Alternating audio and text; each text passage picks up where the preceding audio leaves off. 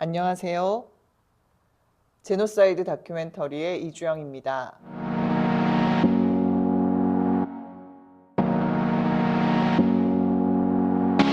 시네포커스에서 새롭게 기획한 제노사이드 다큐멘터리는 그동안 간헐적으로 여러 코너에서 언급했던 전쟁과 민간인 대량 학살을 다룬 작품들을 아시아 근현대 폭력의 역사를 중심으로 재정렬하여 좀 더 자세히 들여다보려는 시도입니다.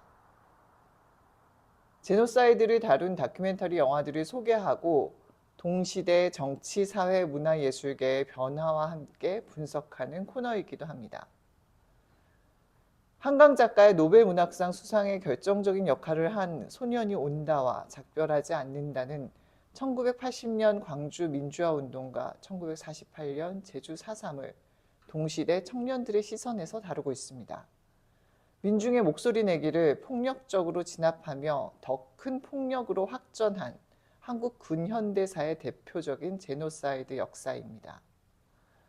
2024년 12월 3일 저녁 한국은 구시대 유물이며 다시는 반복되지 않을 거라 확신했던 국가폭력과 마주했습니다. 대통령의 비상계엄 선포와 계엄군의 국회 난입을 통해 담을 넘은 국회의원들이 앞장서서 이뤄낸 계엄 해제, 청년들이 중심이 된 수백만 시민들의 야광봉 시위와 대통령 탄핵 등 국가의 근간을 뒤흔드는 격동을 순식간에 겪어냈습니다. 자유와 평화는 맹신하는 순간 배반한다는 어느 중동 출신 극작가의 경고가 떠오르는 순간이기도 했습니다.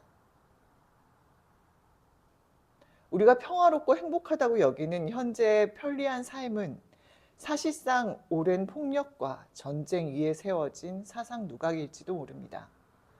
과거의 폭력을 마주하는 현재의 인물들을 다루는 다양한 예술 작품들은 폭력의 현재성을 자각하고 폭력의 악순환을 저지하려는 예술적 반전 운동입니다.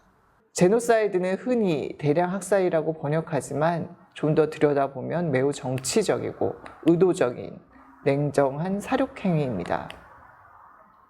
국가 혹은 국가에 버금가는 거대 세력이 무고한 민중들을 전략적으로 말살하는 천인공노할 폭력입니다. 허버트 허쉬는 20세기는 1915년에서 1917년 터키 정부에 의한 100만에서 150만 명의 아르메니아인들의 체계적인 절멸에서 홀로코스트로 인한 약 600만 명의 유대인 학살로, 그리고 이제는 핵과 다른 형이상학적인 생화학 무기의 등장으로 인해 전 문화와 국민의 절멸이 가능한 시대로 이행해 왔다라며 근현대 제노사이드가 연결되어 있음을 시사합니다. 제노사이드는 끝난 것이 아닌 21세기로 이양되고 있을 뿐이라는 경고입니다. 우리는 시시각각 여러 뉴스와 우리의 가까운 과거사를 통해 아주 가끔 폭력의 시대를 인식하지만 사느라 바빠 금방 잊어버리곤 하죠. 한나 아렌트는 테러는 모든 조직적 반대파가 제거되고 전체주의 지배자가 더 이상 두려워할 필요가 없다는 사실을 알게 되었을 때 촉발되었다고 경고한 바 있습니다. 우크라이나 러시아 전쟁이나 최근까지 이어진 아시아 아프리카 중동의 여러 내전, 중국의 문화 대혁명, 캄보디아의 킬링필드 등 근현대 수많은 제노사이드가 이를 입증하고 있죠. 폭력이 사라졌다고 생각하는 순간 더 큰 폭력이 활성화됨을 우리는 수없이 묵도해 왔습니다. 한나 아렌트는 또한 계급을 대중으로 바꾸고 이와 병행하여 모든 집단의 연대를 제거하는 것이 총체적 지배의 필수 조건이라고 분석했습니다. 나치와 스탈린 같은 전체주의자들은 구성원들이 연대하지 못하도록 계급을 붕괴하고 대중으로 만들어 개개인의 고립을 도모했다는 것이죠. 동시에 조직적 반대파를 제거하면서 폭민을 양산하고 그들을 다시 조직적으로 관리하며 대량 학살을 자행합니다. 아렌트는 전체주의 국가를 폭민의 전권이라고 정의하며 인간을 무용지물로 만들려는 전체주의의 시도는 과잉 인구로 시달리는 지구에서 자신들이 별 쓸모 없다는 것을 알게 된 현대 대중의 경험을 반영한다고 의표를 찌릅니다. 인간이 스스로 존엄에 대해 게을러질 때 모든 폭력은 다시 세력을 얻습니다. AI 시대로 옮겨가는 과도기에 있는 현재 인류에게도 해당되는 또 다른 오싹함을 선사하는 아렌트의 예언입니다. 본 코너에서는 2010년 전후 보물처럼 제작되고 개봉된 아시아 아프리카 제노사이드 다큐멘터리 영화를 중심으로 식민주의와 탈식민주의, 냉전시대와 신냉전시대, 최근의 우크라이나 러시아 전쟁과 학살, 디아스포라, 유해 발굴과 애도, 해원의 과정을 들여다볼 예정입니다. 국내 정치, 사회적, 문화적으로 시의성 있는 키워드와 아이템 중심으로 분석할 작품들을 선정하여 이 작품들의 과거 기억 방식과 미학적 시도를 짚어나가고자 합니다. 이를 통해 동시대의 폭력적 징후를 재인식하고 가까운 미래를 향해 어떤 자세를 가져야 할지 고민해 보려 합니다.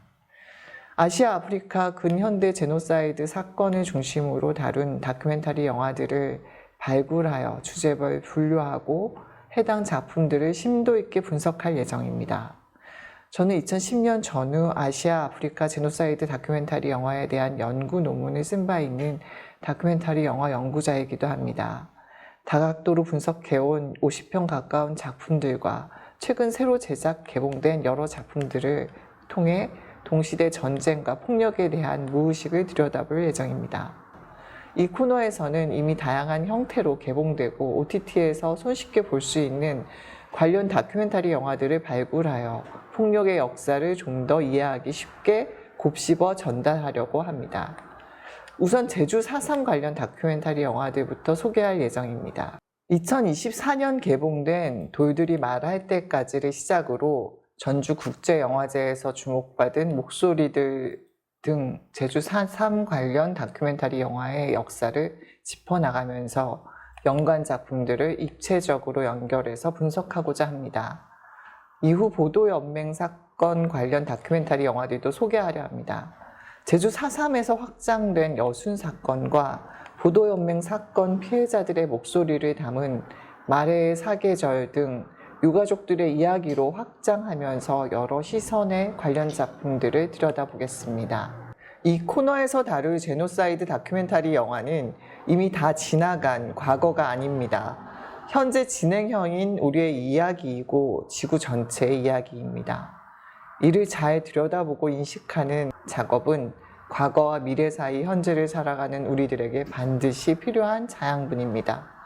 차근차근 알기 쉽게 개개인의 사적 역사를 통해 거대한 폭력의 역사를 치밀하게 통찰한 예술적 시도들을 소개하겠습니다. 들어주셔서 감사합니다.